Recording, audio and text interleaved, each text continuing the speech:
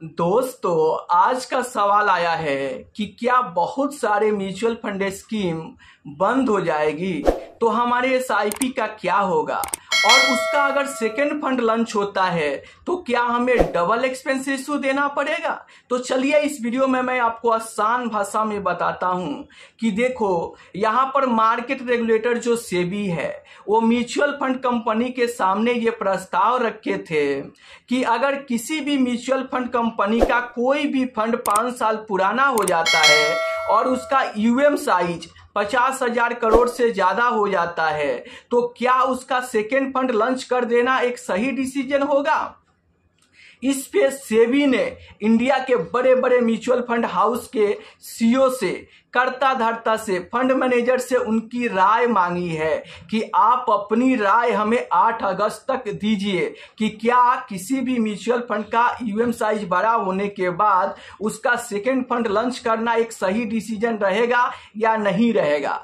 अब इंडिया के बड़े बड़े म्यूचुअल फंड के जो सीईओ है, जो फंड मैनेजर है, जो कर्ता धर्ता है, वो अपनी राय सेबी के पास में रखेंगे। अगर ज्यादातर लोग इस राय को हाँ में देते हैं तो सेबी इस पे परमिशन अलाउ कर देगी कि जिस फंड का टाइम अगर 5 साल हो जाता है, यूएम साइज 50,000 करोड़ से ज्यादा हो जाता है तो उसका सेकेंड फंड आप लॉन्च कर सकते हैं।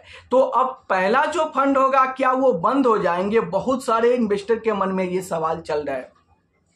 तो देखो, पहला जो फंड होगा वो बंद नहीं होगा, उसमें केवल इनफ्लो रोक दिया जाएगा। अगर मैं आसान भाषा में आपको बताऊं तो पहला जो फंड, जैसे मान लो कि पारंपरिक फ्लेक्सी कैप फंड है, इसका यूएम साइज बड़ा हो चुका है तो इसका सेकेंड फंड लॉन्च करने के लिए सेबी यहां पर परमिशन दे सकती है, अभी तक दिया नहीं है, ये 8 अगस्त के बाद डिसीजन होगा। वैसे ही अगर मैं Nippon India small cap fund की बात करूं तो इसका भी यूएम साइज बड़ा हो चुका है, तो इस पे सेबी विचार कर रही है, क्योंकि किसी भी फंड का यूएम साइज जब बड़ा हो जाता है तो उसको मैनेज करने में फंड मैनेजर को काफी दिक्कत परेशानी आती है। इसीलिए सेबी ने ये यहां पर नियम निकाला है कि अगर आप चाहते हो, आपको दिक्कत परेशानी होती है तो आप इसका सेकेंड फंड लॉन्च कर सकते हैं। तो अगर सेकेंड फंड लॉन्च होता है तो पहला फंड क्या बंद हो जाएगा? तो देखो, पहला फंड बंद नहीं होगा। पहला जो स्कीम होगा उसमें आप नया एसआईपी, नया लमसम नहीं कर पाओगे, लेकिन उस स्कीम से आप एसडब्ल्यूपी का फायदा ले सकते हो। आप जब चाहोगे तब अपना पैसा निकाल सकते हो। अगर उसमें आपका पैसा इन्वेस्टेड रहता है तो स्कीम चालू रहेगी, लेकिन एसआईपी लमसम आप नहीं करोगे। जैसे जैसे वो स्कीम परफॉर्मेंस करेगी वैसे वैसे वहां से आपको रिटर्न मिलता रहेगा। अब रही बात, बहुत सारे लोगों का सवाल आ रहा है कि तब पुराने एसआईपी का क्या होगा। अगर मान लो कि वहां पर एसआईपी बंद हो जाता है तो सेकेंड फंड में क्या होगा? एक एनएफओ के दौरान वो शुरू होगा या फिर ऑटोमेटिक जो इन्वेस्टर का पुराना एसआईपी है उसको नए फंड में ट्रांसफर कर दिया जाएगा? इस बारे में बहुत सारे इन्वेस्टर का सवाल आ रहा है। तो देखो, इस बारे में अभी तक कोई भी न्यूज नहीं है।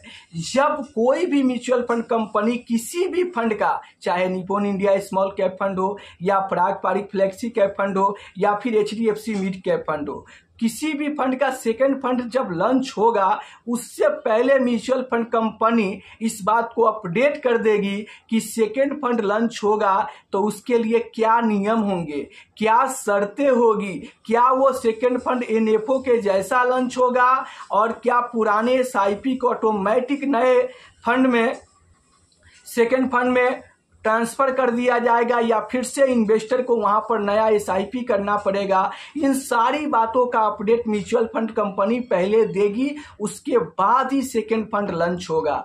तो जैसे जैसे इस बारे में न्यूज आते रहेंगे वैसे वैसे मैं वीडियो के माध्यम से आप लोगों को जानकारी देता रहूंगा। इसलिए अगर आप एसआईपी करते हैं, लमसम किए हैं, तो आपको बिल्कुल भी यहां पर डरने और घबराने की बात नहीं है। आप अपना एसआईपी कंटिन्यू कीजिए।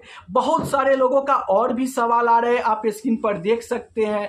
यहां पर सवाल पूछा गया है कि भाई अगर इनफ्लो बंद हो जाता है तो कंपाउंडिंग कैसे होगा।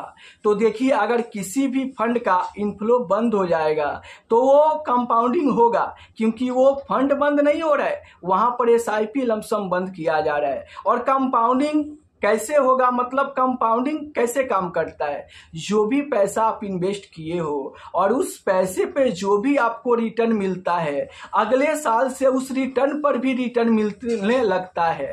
तो पहले फंड में भी अगर आपका इन्वेस्टमेंट है तो कंपाउंडिंग पर कोई भी दिक्कत प्रॉब्लम नहीं होगा, और उस फंड में भी अगर आप इन्वेस्टमेंट रहते हो तो आपको कंपाउंडिंग का पूरा फायदा मिलेगा। अब चलिए अगला जो सवाल है वो आप देख लीजिए। यहां पर सवाल आया है कि जब 5 साल पुराने फंड बंद होंगे तो 15 से 20 साल तक के लिए फंड में इन्वेस्ट कैसे होगा।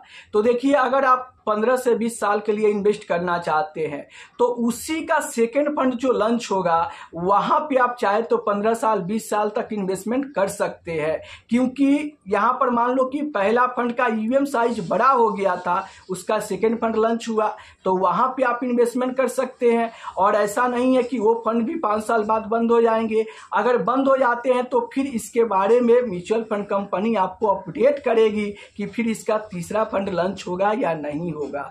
तो जैसे जैसे इस पे काम काज होगा वैसे वैसे म्यूचुअल फंड कंपनी इन्वेस्टर को अपडेट करते रहेगी, इसलिए ज़्यादा दिक्कत परेशानी लेने की कोई बात नहीं है। चलिए अब मैं आपके सामने अगला सवाल रखता हूं और उसका रिप्लाई देते चलता हूं।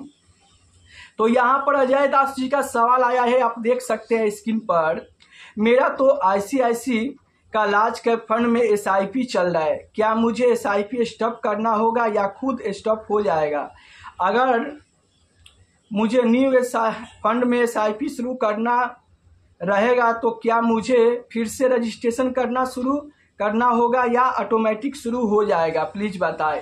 देखिए, जब सेकेंड फंड लॉन्च होगा उससे पहले म्यूचुअल फंड कंपनी सारी अपडेट दे देगी कि सेकेंड फंड का क्या नियम रहेंगे, क्या शर्तें लागू होगा, क्या आपका पुराना SIP को ऑटोमेटिक सेकेंड फंड में ट्रांसफर कर दिया जाएगा या फिर से आपको नया SIP करना पड़ेगा। जिस समय सेकेंड फंड लॉन्च होने के पहले ही ये इन्वेस्टर को अपडेट दिया जाएगा। उस समय अगर जानकारी आता है तो मैं वीडियो के माध्यम से आप लोगों की जानकारी दे सकता हूं। फिलहाल इस पे कोई भी अपडेट नहीं आया है और कोई भी जानकारी नहीं है, जिसके लिए यहां पर कहना काफी मुश्किल होगा।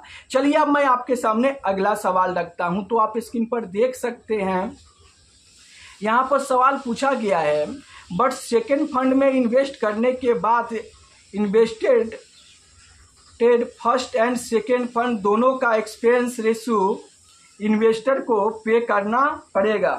क्या सर ऐसा हुआ तो हमको लॉस हो सकता है।